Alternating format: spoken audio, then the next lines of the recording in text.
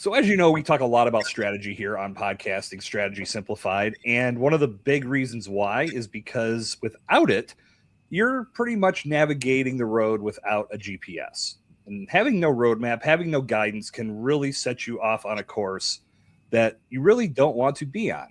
That's going to be the end of my map analogies for today's episode. But one of the big things when we talk about strategy is messaging and positioning. And a lot of new podcasts, they falter and perhaps even go off the rails completely because they don't have the proper positioning and the proper messaging in place. So we want to dive into this topic today and learn more from someone that dives into this type of talk every day. We are joined from across the pond in the UK by Karina Karn. Karina, welcome to Podcasting Strategy Simplified. Hi, Jason. Thank you very much for having me here. I'm very excited to explain about my story, how I can help others podcasters. And yeah, I'm very excited. Glad to have you here. I know your expertise is going to be welcomed by the Bomb Squad. Tell us, from your experience and everything that you've learned in this arena, why do most business podcasts fail before they even start? Is it all about positioning, or are there other factors in play? Let me explain you. So the majority of the cases is because people sometimes they forget the marketing parts, because marketing is very important, but they think, oh, marketing is only for marketing strategy online or stuff like that. However, there is something called positioning, brand positioning.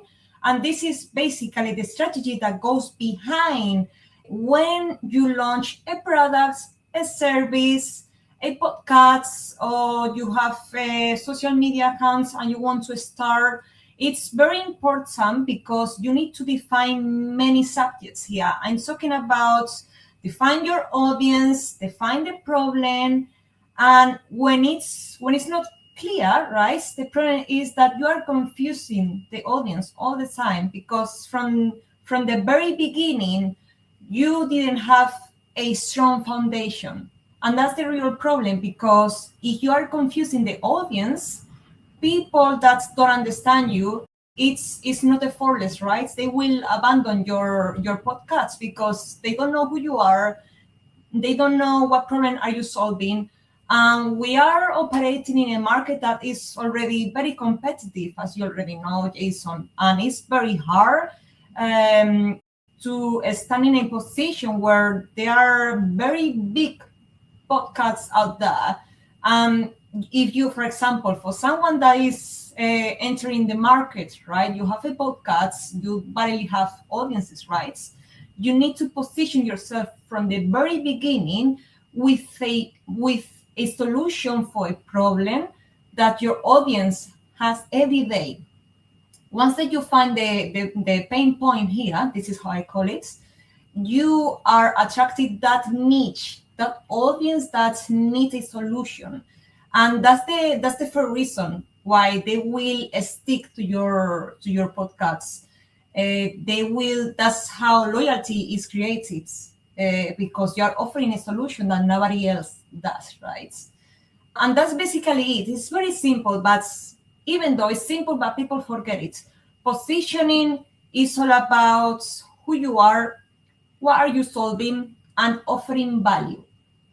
And that's what I'm saying. If you don't offer something that is unique, that is niche, that solves something that is a pain point, it's very hard to stand out in a competitive market. Because I couldn't agree with you more, because I feel that what we're seeing now, I look at how people are solving problems. If you are, the more niche you can get, the more specialized you can get in the problems that you're solving, the more you're going to make that impact as you connect with somebody, and they're going to connect with you, and they'll see you as that expert that can solve that problem. If you are positioning yourself as someone that can do X, Y, Z, A, B, C, D, E, F, all the way down, and you've got 15 to 16 solutions that you can offer, no one can determine which one you're best at. So they're going to turn their attention to the person or to the business or the company or the brand that's positioning themselves as that one thing and that one problem they need to solve. They know they can trust them because they're doing that all the time. So if you can build a podcast or a brand around that, you're going to be in a much better position to grab that attention and then hold it, which is the most important part. That's right. Yeah. And also it's very important because if you don't define the positioning, right? Basically, you didn't define how you want to be perceived in the markets. Like, for example, are you the contrarian thinker, or it's like the academic authority, or is the challenger brands? Every episode as well pulls your brands in a different direction. And it's not only the first episode, it's every single episode. You need to keep that identity. It's called brand identity, where people can resonate with you, feel that familiarity, and that's how you connect with that audience. And that's what creates that attachment to continue following your episodes, your podcasts, and not going away and going to the competitors, because right. If you don't create that resonance, it's very hard. And yeah, it's more complex than that, but I've seen that all the time. And also another thing that I will say, most of them, they forget to have an objective. If you don't know what are you aiming, it's very hard, because they don't define what business outcome podcasts should influence. But it's more layers behind it, right? It's not only that. It's many of the things that they don't consider, and they think, oh, we don't need that. Of course that you need. It's the first stage. How if you avoid that, if you skip that step, you are going to build a castle that doesn't have a strong foundation. And what happens is that castle one day will break. Will disappear. Because out there is a market that is already saturated. So we cannot forget that. Feel like you dove into the analogy book of Jason Sircone. I always use skyscraper. If you build a skyscraper with no foundation, eventually it tumbles. And then the other one I've used is that you're building your podcast on quicksand. Yeah. If you don't have that clear positioning and that clear messaging in place, eventually you sink. Exactly. Yeah. It's trying to make it simple so people can understand. Yeah, another thing as well that I will say is the competitive part. They don't ask what existing narrative in the market am I replacing, or you need to define how you want to be perceived, because the market already has dominant voices, accepted assumptions, default frameworks as well. So you need a challenge. You need to challenge something and reframe something that's, you know what I mean? So if your positioning is not clear from the very beginning, to escalate that, it will be very inconsistent. And as I said, that castle won't, Yeah, you're right. You bring up a very interesting word, saying challenge. And I like that approach, using your podcast to challenge some of the theories that have been talked about and in place for who knows how long, but taking the time to break that down in your own perspective, that's what's going to attract people to you. And I think one of the big things that holds people back from starting a podcast in their business is they feel that other people in the market had got there first. Well, they're already talking about this. Why would anybody care what I have to say about this? I feel like I'm just going to be adding to the noise. But what they fail to realize in that beginning stage is their perspective is completely different from somebody else's. And maybe not completely different, but there's enough subtlety and nuances within their perspective that they could put their message out there. And someone that might hear something that's been in place for years going, I don't believe any of this.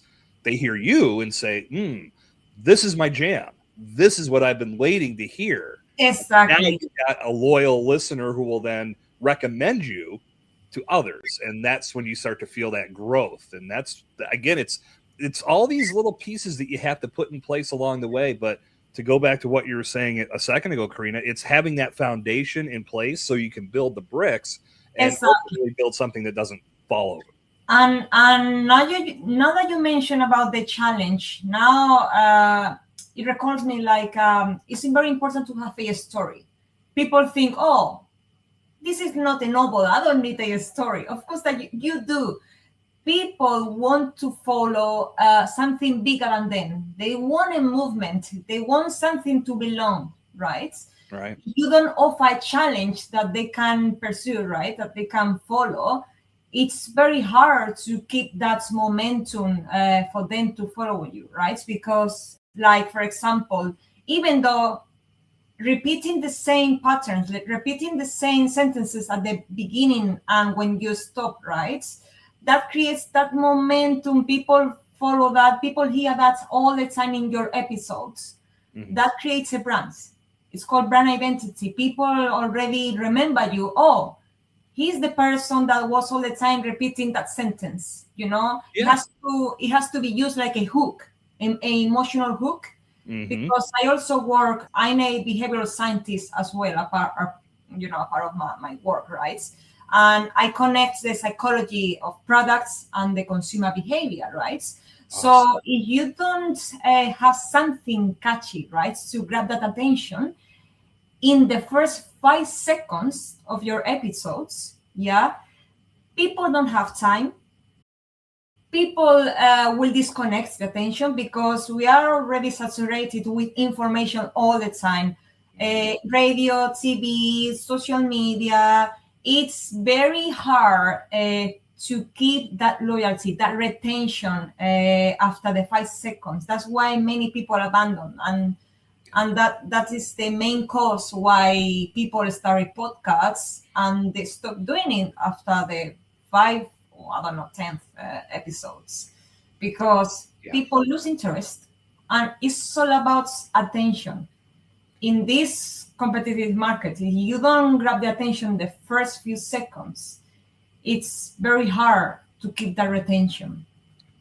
In fact, you go back to episode 77 of Podcasting Strategy Simplified, I talk about episode flow, and I'm very big on this subject because it's a double-edged sword that we're up against. First, attention spans are terrible. They're 8 seconds, I believe, in that range. I think that was the last statistic I saw on that for adults, which is just mind-blowing. But when I think about what we do every day with scrolling, it makes sense. But the other side of that is we have a pretty good bullshit shield up now because we are inundated with so much information every day. Too much. We have to filter some of that out, or else we're never going to get anything done. We're never going to make any decisions because we're just going to sit there and get paralyzed by all of the data that comes our way. So with your podcast, you have to be thinking about how you're setting the table for that listener. And if you've gotten them to press the play button because you had a good title that said, okay, they want, let's just walk through the journey. They want to solve a problem. They're looking to find that solution on the internet. They do a search, whether it's in a podcast app or via Google or ChatGPT, or you pick your platform, and they find you. And they look at the episode title and say, okay, that looks good. And maybe the show art grabbed their eye as well because you did a good job positioning yourself as a good-looking brand with your show art and episode art. Maybe they read the show description. Okay, this is everything I need. Click play. If you start off with this 10-minute monologue that has nothing to do with why they showed up, or if you sit there and do housekeeping, that's literally my favorite or my worst thing. We got a little housekeeping before we start today. No, you don't, because that's where you lose somebody. If I came to your show because you're going to help me solve a problem, solve it. Start off with the show. You don't need a long intro. You don't need a long monologue. That's right. Get into it and go. And that's one of the big things I talk about, because you run the risk of someone saying, I'm moving on to something else because I've got too many other things on my plate today. Exactly. I want to answer right now. And Jason, another thing also that I was remembering right now, also the main problem is that people don't define the right audience, the right targets. Right. Like many people are very scared and they say, oh, I want this podcast for everyone. No. You need to be more narrow. You need to be more niche. You need to specify like the age, demographics, geography, everything, For example, if it's a podcast for B2B SaaS, for example, tech, right? Mm-hmm. That's your audience, right? Tech can be very broad. It can be HR tech or prop tech or anything, right? So the more niche that you are, you signal that you are an expert. And if you are an expert, people will follow that because they think, oh, he is the only person that can talk about that because knows about the subjects. We're going to listen to this person because nobody else do, right? That's why we are operating in a market that are thousands, right, of podcasts, right? Mm-hmm. So, and everybody's talking about the same.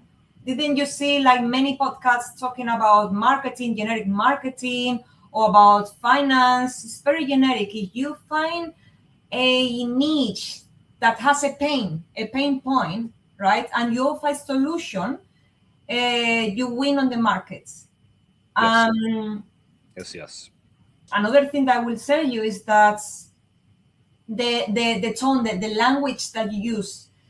If you use, say, technical wording all the time or ambiguous or words and keywords that are hard to process, mm-hmm. I see that everywhere. And it's not only with podcasts, it's also on social media, on everything, on videos or writing, anything, right?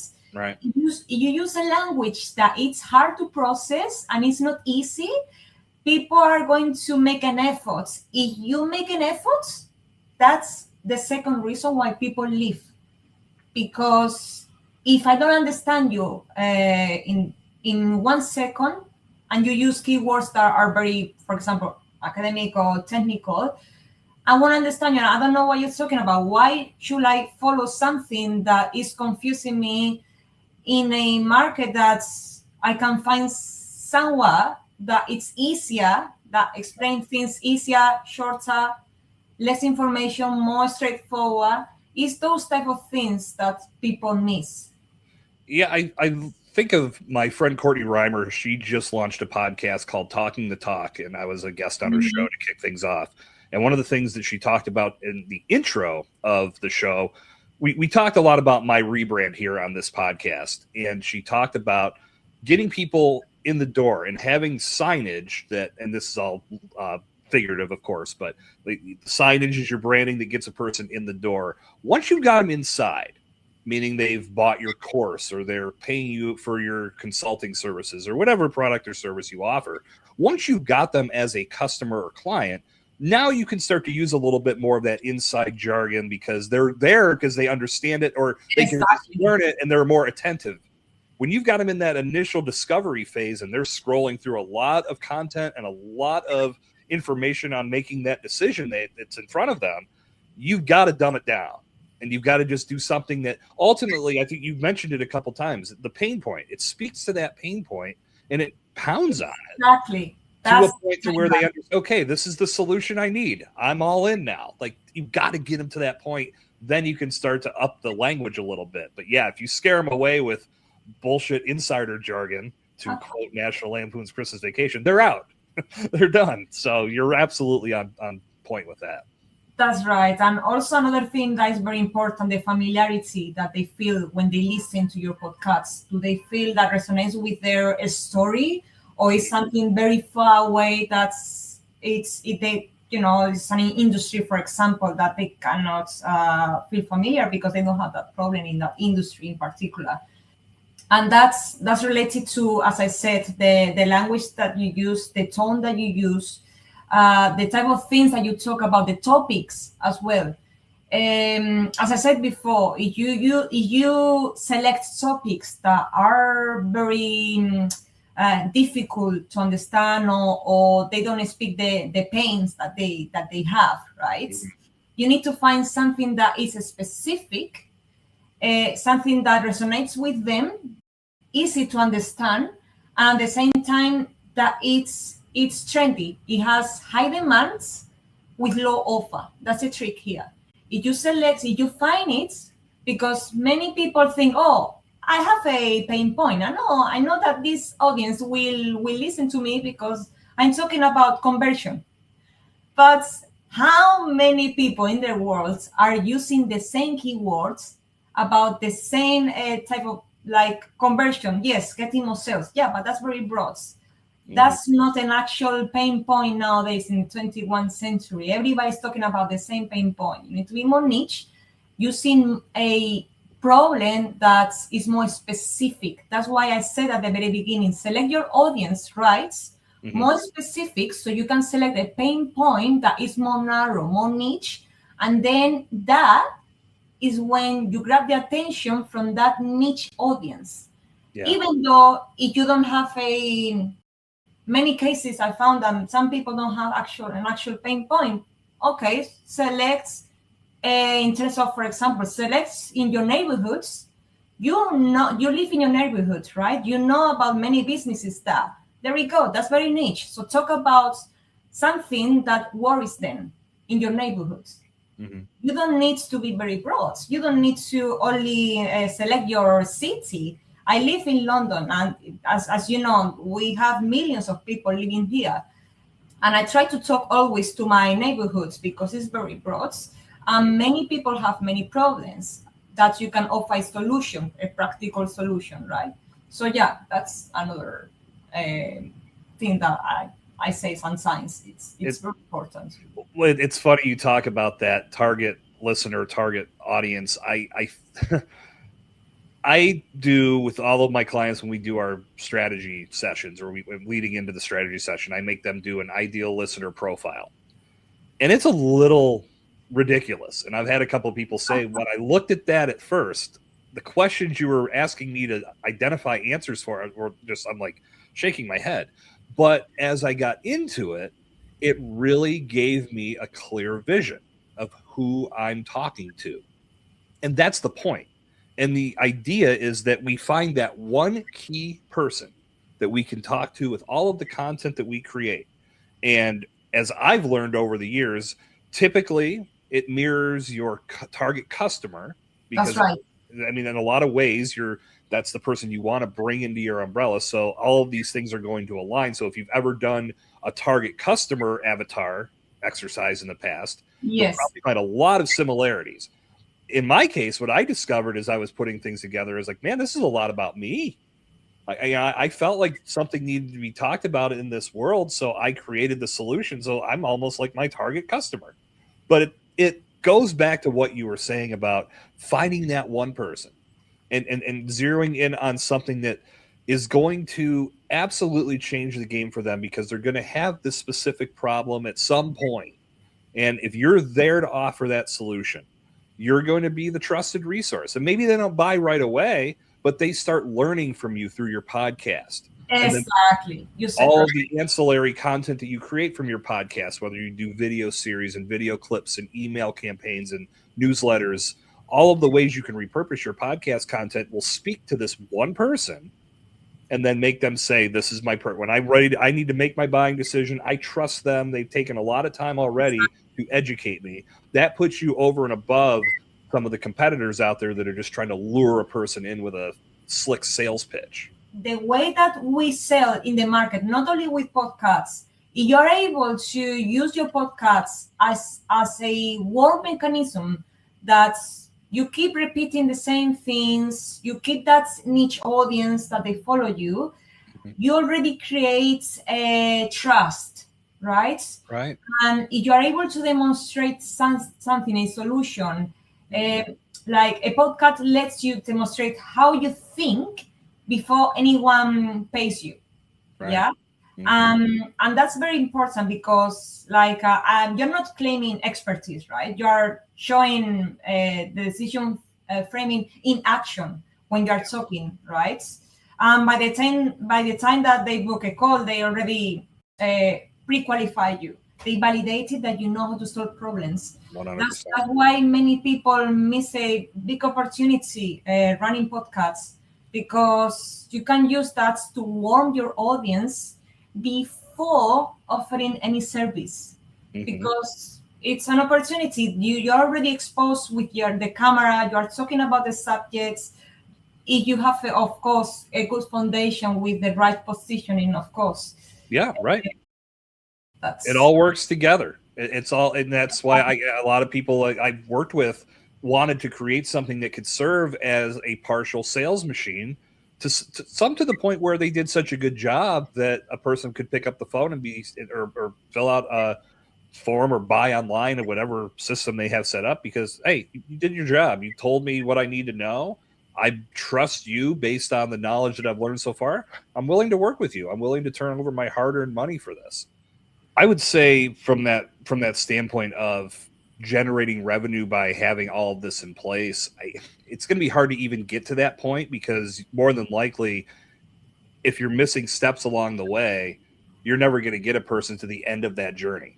They're going to bail out very early in the game because you clearly did not specify what they needed to hear, what they needed to know.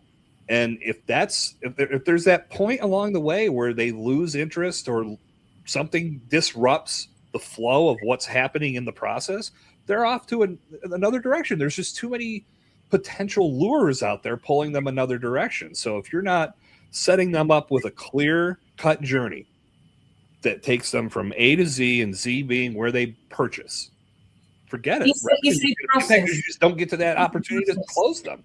Yeah. And that's why I always say it's important to use CTAs. It's not only for social media, it's also for... And one clear CTA. That's right. With podcasts especially. You can't give 90 CTAs. Yeah. I mean, you talk about the cereal aisle and giving way too many options. I hear that. And that's one of the... I've said this many times when I've talked to podcasts. I've experienced it on my own show. I've heard it on other shows. When it gets to that point where the host tees up the guest to talk about where someone should come to get more value, they give 15 options. Here's all my social media accounts. Here's my landing page. Here's this. It's like too much. Yeah, way too much.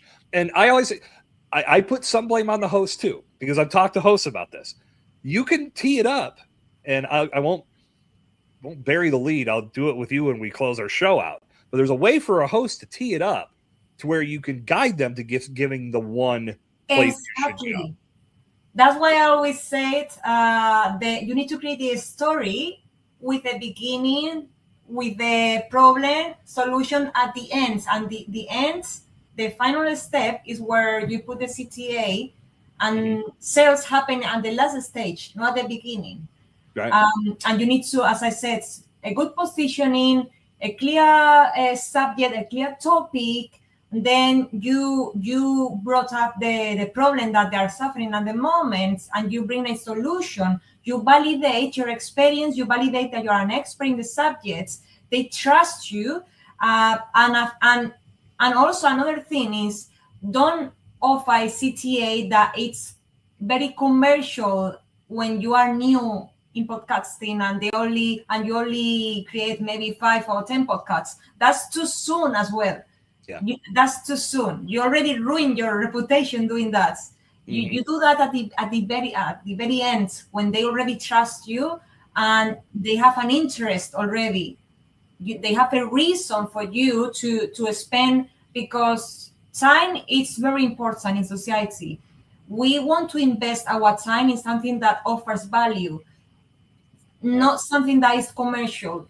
And that's the whole difference, And that stands out in a negative way, because we see so many ads and things that we're so conditioned already to say, oop, ad gone. I move past it. If that's how you're positioning your call to action, people don't take that action because they know it's more commercialized versus, for me, I know my big call to action throughout my website, throughout even on here on the podcast, set up a discovery call if you want to learn more. That's it.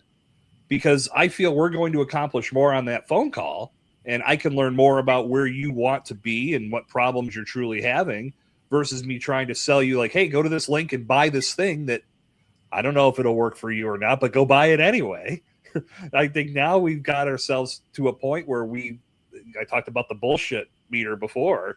It's the same way. I think we're looking at things that were offered, and if it's just go buy my thing before I've established any trust, most people aren't doing that. And exactly. It's harder to close sales that way in this day and age.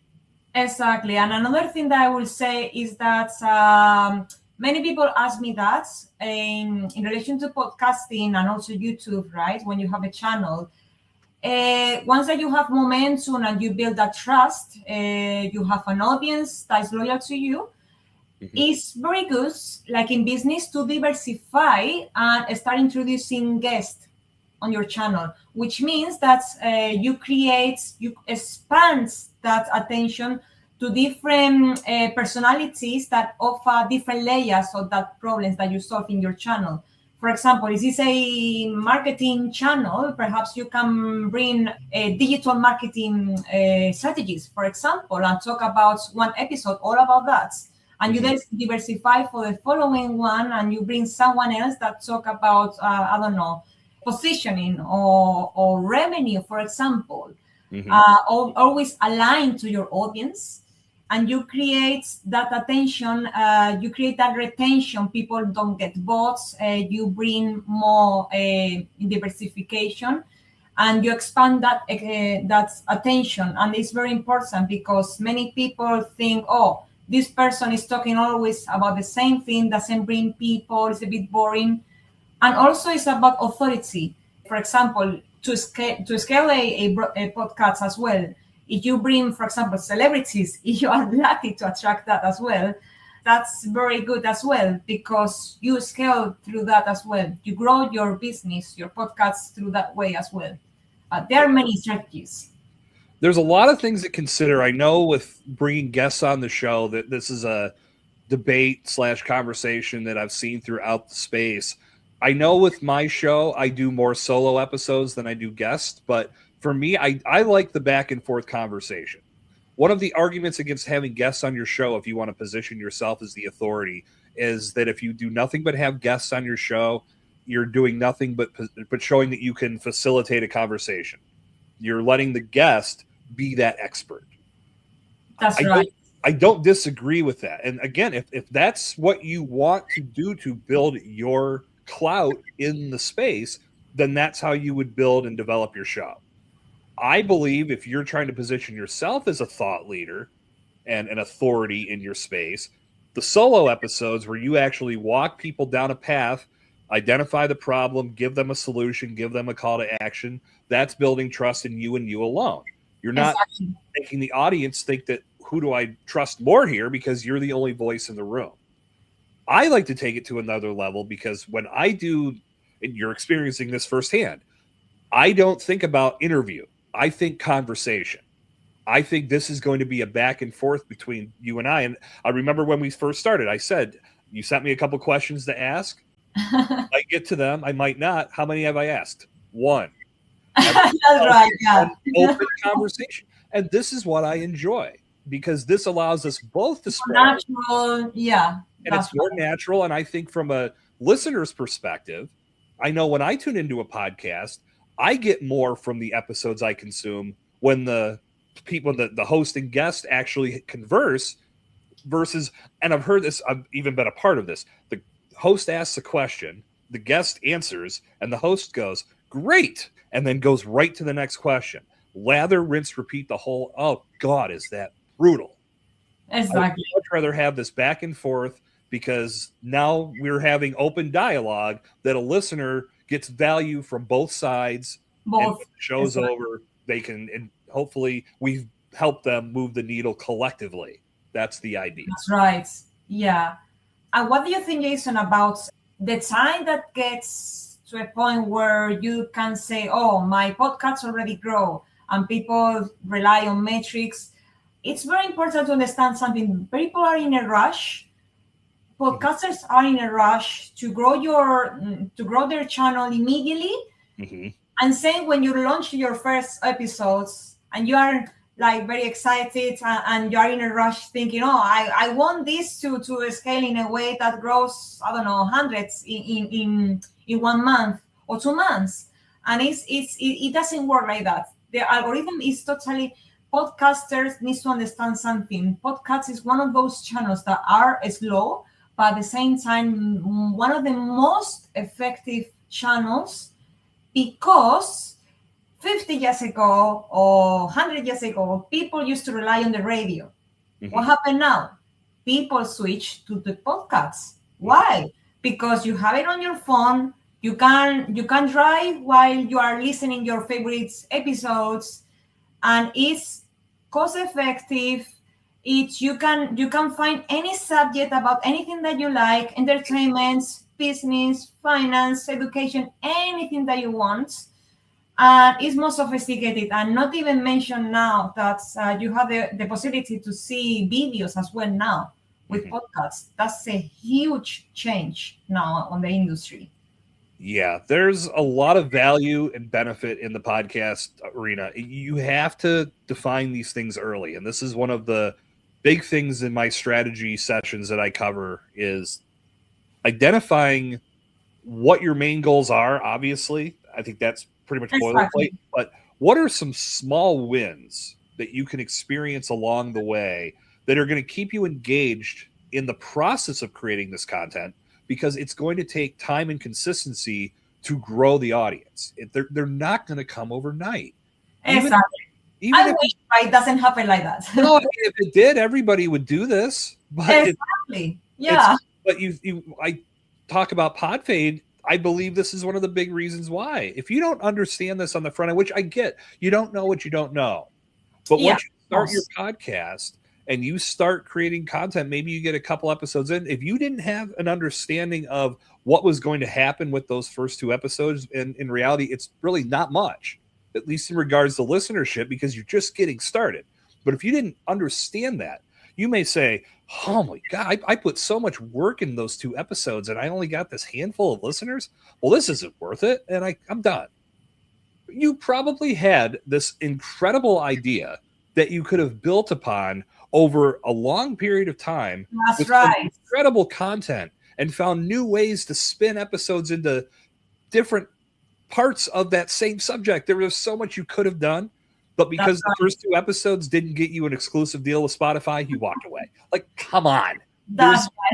We've got to bring some logic into this equation. And to me, it's defining on the front end, understanding that it's a long game, but in playing that long game, there's no reason why you can't experience some small wins. Along the way, you're creating your content to where you can repurpose it. Now you're making your whole process more efficient because you're taking repurposed content and utilizing it to touch customers in area of your digital footprint, social media, email, website. Embrace that. Embrace that you're improving your speaking abilities the more you podcast. Yeah. If this is important to you, you can identify it on the front end. And when you turn on the mic, you can say, okay, here's one little thing I'm going to take from today's episode. In addition to getting to have a great conversation with somebody, or if I'm in the solo format, just talking about something I love and something I care about. This needs to be clearly defined on the front end, and it will help with everything. Everything else falls into place, especially from a numbers perspective. Exactly. You just get better at what you're doing. That's where we all need to get to as podcasters. That's right. And the more that you do podcasts, the more episodes, the more, as you said, you improve your skills that you can even transfer for your professional life as well. For example, for speaking, if you do keynote speaking, it's amazing. The way that you improve is massive. The confidence that you have is massive. All those skills shouldn't be underrated. It's very important that you understand this, because you are not losing your time and energy. You are improving yourself as well. It's personal development at the end of the day. Right. No, I could not agree more. This is something I shout from the mountaintops. It's not just about monetizing. It's not just about the podcast itself. That becomes an incredible engine that can lead to so many other things, but you have to think about what those things are and what is important to you. If you're thinking about developing speaking skills or building confidence in how you communicate with your team members or with your clients and your colleagues, this is how you can do it, because it's a double-edged sword. I used that analogy before, but not only are you creating great content, you're developing a skill, and that skill can translate to many other factors and many other areas of your life. That's right. That level. That's right. Well, Karina, this has been awesome. I really enjoyed this conversation. Please tell the Bomb Squad one area that they can go to get the most value from you. Of course, yeah, you can follow me on my LinkedIn profile, which is the main core where people can find me. Just type Karina Karn, and it will come up, the first one. I'll make sure it's linked in the show notes. Then everybody can connect with you. Exactly. All right. Again, thank you so much for joining me and taking the time today. Bomb Squad will be back with you in the very near future with another installment of Podcasting Strategy Simplified. Until our paths cross again, this is Jason Cercone reminding you, podcasting isn't easy, but it doesn't need to be complicated. We'll Thank see you you for next having time. me. Thank you, Karina.